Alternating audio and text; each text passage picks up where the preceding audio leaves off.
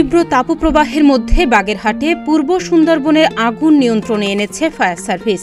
বাহিনীর media cell জানায় সোমবার সকাল 10:35 নিয়ন্ত্রণে আসে আগুন। এর আগে শনিবার বিকেলে 3:30টার দিকে পূর্ব সুন্দরবনের চাঁদপাই রেঞ্জের আমুরবুনিয়া টহল ফাঁড়ি সংলগ্ন লতিফের শিলা নামক স্থানে আগুন লাগে। তবে প্রাথমিকভাবে অগ্নিকাণ্ডের কারণ জানতে চাঁদপাই রেঞ্জের সহকারী বন সংরক্ষককে প্রধান করে 3 সদস্যের একটি তদন্ত কমিটি গঠন করা হয়েছে। ওই কমিটিকে 7 কর্মদিবসের মধ্যে প্রতিবেদন জমা দিতে বলা হয়েছে। কমিটি প্রধান জানান, প্রাথমিকভাবে বনভূমির 5 একর জায়গা ক্ষতিগ্রস্ত হয়েছে বলে ধারণা করা যাচ্ছে। সুন্দরবনে গত 2 দশকে আগুন লাগার ঘটনায় করা 24টি তদন্ত প্রতিবেদনের বেশিরভাগগুলোতে বলা হয়েছে বনজীবীদের ফেলে আসা আগুন থেকে আগুনের সূত্রপাত ঘটে। জেলে ও মৌয়ালদের বিড়ি, সিগারেট বা মৌমাছি তাড়াতে জ্বালানো মশাল থেকে আগুনের সূত্রপাতের কথা উল্লেখ করা হয়েছে। সুন্দরবনে গত 2 দশকে 25 বার অগ্নিকাণ্ডের ঘটনা ঘটেছে। বন বিভাগ থেকে পাওয়া তথ্য অনুযায়ী সুন্দরবনে গত 2 দশকে যেসব অগ্নিকাণ্ডের ঘটনা ঘটেছে এর সবকটি ঘটনাই ঘটেছে সুন্দরবন পূর্ব বন বিভাগের সুন্দরবনের ভোলা ও মরা ভোলা নদী সংলগ্ন এলাকায়।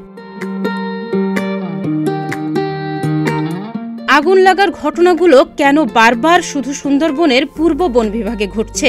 বিশেষজ্ঞরা বলছেন, সুন্দরবন পূর্ব বন বিভাগে একসময় নদী খননের নামে খননের মাটিগুলোকে এমনভাবে বনের 2 পাশে রাখা হয়েছে সেটা একটা বাঁধের মতো তৈরি হয়ে গেছে। অপরিকল্পিতভাবে এই খননে বনের ভেতর জোয়ার ভাটা বাধা পাচ্ছে। সেখানকার ভূমিটা একেবারে শুষ্ক থাকছে। বর্ষা মৌসুমের আগে আগে এটা আরও শুষ্ক হয়ে ওঠে। এর জন্য এখানে আগুন সহজেই ধরতে পারে। এছাড়া সুন্দরবনের নদী খালে পানির স্বাভাবিক প্রবাহ ফিরিয়ে না আনলে এ ধরনের অগ্নিকাণ্ড থেকে সুন্দরবনকে রক্ষা করা কঠিন হবে বলে মনে করছেন বিশেষজ্ঞরা। একই সঙ্গে অগ্নিকাণ্ডের পুনরাবৃত্তি ঠেকাতে বনের মধ্যে চোরা শিকারী সহ মানুষের অবাধ যাতায়াত বন্ধের দাবি আবারও তুলেছে পরিবেশবাদী সংগঠনগুলো।